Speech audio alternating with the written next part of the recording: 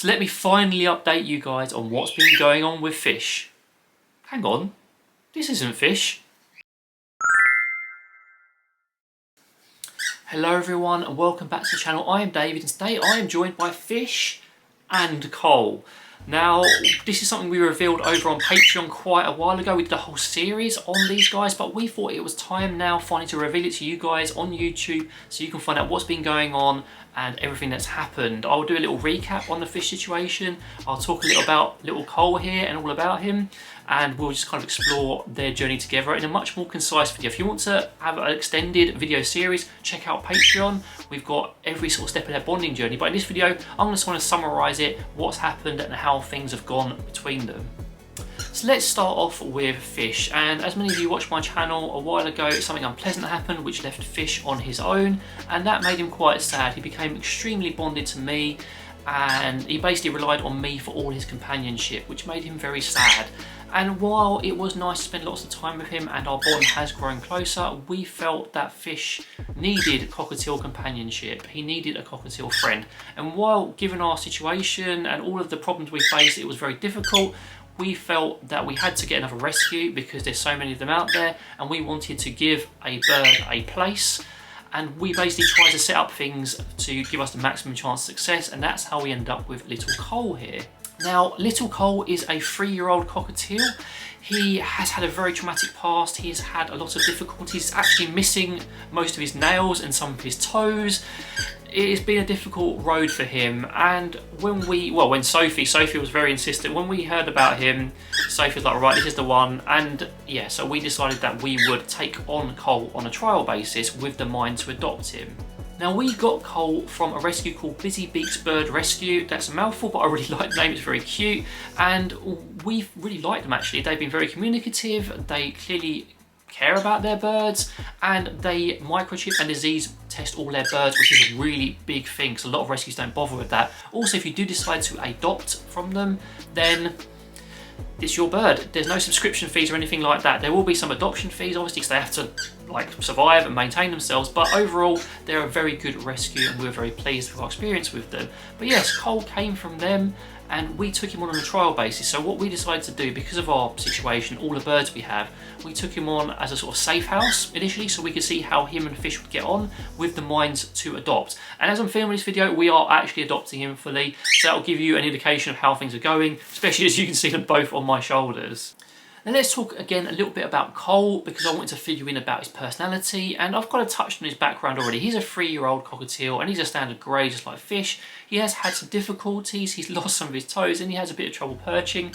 He has this kind of funny waddle, and due to all his experiences he can be a little bit cross, I suppose would be the word, but overall, considering this, he is remarkably patient and calm with a lot of situations. He seems to be a bit more bonded to Sophie, but as you can see, he is happy to sit on me and spend time with me, and that's really important. We wanted him to get on with everyone. We didn't want a situation where one of us would be excluded or would be a difficulty, because it's really important given how many birds we actually have. I think he's getting very excited and Fish is getting excited behind, which is kind of cute. And Cole, personality wise, most of the time he's a lot more independent than Fish. He wants to spend time on his own, he wants to explore, he wants to snap his beak on things, but he has his moments where he would just like to sit on the shoulder and he would just like some attention. He's even recently started accepting scritches from us, and it's very cute considering how little time he's been here that he will accept scritches, because it is kind of a big trust thing. Are you guys going to start like kicking off or singing on my shoulder? Naughty. But yeah, he's a lot more independent, but he has his moments where he wants attention. His step up isn't perfect, but it is improving. We're working on it, and again, we can't really blame him for that given his experiences. He gets on pretty well with Fish, and I'll talk about that and how that was achieved in the bonding section in a second. And overall, he has settled in very, very well, and we are very pleased with the progress he's made. Not perfect, he does nip sometimes, but again, given experiences, it's to be expected. So let's talk a bit about their bonding process. Now, when Cole first came to us, we had him in the bedroom, even though he was disease tested, purely to give him some space and get him used to us a little bit and the environment before he was introduced to Fish. It might have been a bit overwhelming for him. You can hear him barking on my shoulder. He came from a house with dogs, so it may have been a bit overwhelming for him. I have to pause the video for a moment. Cole has a lot to say.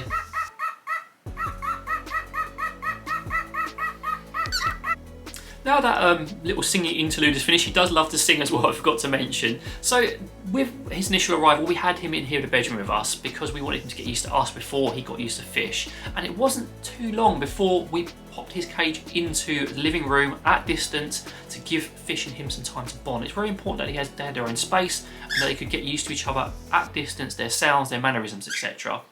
Then we decided to move their cages close together, and they were reasonably happy with their cages being right next to each other. And that was quite quick progress, honestly, because sometimes it takes a lot longer. Following this, we started getting them out together for little trial outings. So Fish would be with me, Cole would be with Sophie, and we'll just let them interact. Very closely supervised, we were ready to step in. And what was really surprising is how little aggression or frustration there was between them.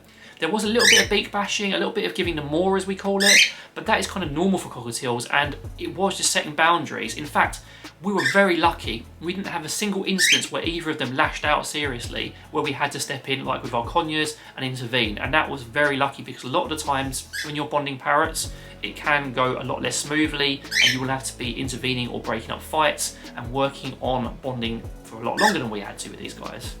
So the outings were going so well, we decided to start working on communal foraging, which basically means having their own foraging trays near each other, getting them used to eating around each other, interacting around each other, and both Fish and Cole were happy. As long as they had their own trays initially, there was no sort of naughtiness or anything. They were quite happy to eat next to each other. Then we merged the trays into one big one. Again, no real issues, a couple of instances of beak bashing, but we just kept repeating the process, and they learned that they got to share resources, everything was okay, there was no issues with it. And again, it couldn't have gone more smoothly. With Pickles and Scampi, it took months and months and months. For these guys, the whole process took less than a month from start to finish. So after this, we decided that it was time for basically more bonding work, sharing us, which they're all happy with. Fish has gone on the curtain rail and Cole really wants to join him. Off he goes. So now Cole has safely joined Fish on the curtain rail, so I can continue. So what we did after that is we did cage trials. So that is where you allow your birds to share the cage for a very limited time. Now these cage trials were initially only 10 minutes. So we pop Cole in Fish's cage for 10 minutes and let him sort of get used to being in the environment and see how Fish was reacting. And Fish was a bit unsure and nervous initially, I must admit, but he got used to it very quickly. It only took a few trials before they were sharing the cage for an hour or more. We kept doing this until eventually we got to the point where it's the overnight cage trial. And that's always the most nervous one, where you leave them overnight and see if they get on. This was the smoothest one we've had so far of our rescues. Cole and Fish got on well that night. They were keen to come out in the morning, but they were fine. And we did this repeatedly until eventually now they share the cage perfectly comfortably, happily, and they don't want to actually be apart from each other. I don't know, I can't really call it typical, because every single bonding journey is an individual experience for the birds. Some go really well, like these guys, others, and most of the time it's the other way around, it goes quite badly or somewhere in between and you have to do a lot more work. But we were quite fortunate, it's almost like it was meant to be, because Cole's found a lovely place with us, Fish has found a friend, and they do get on very well. Now, these are very much friend relationship. They don't have any sort of like hormonal behaviours to each other, although Cole does sometimes get a bit hormonal with Sophie. They just like sharing space, and you can tell that they get enrichment from each other and want to be close. And that's where we are at now. They're happy spending time together, they spend a lot of time out of the cage together, and they're kind of inseparable.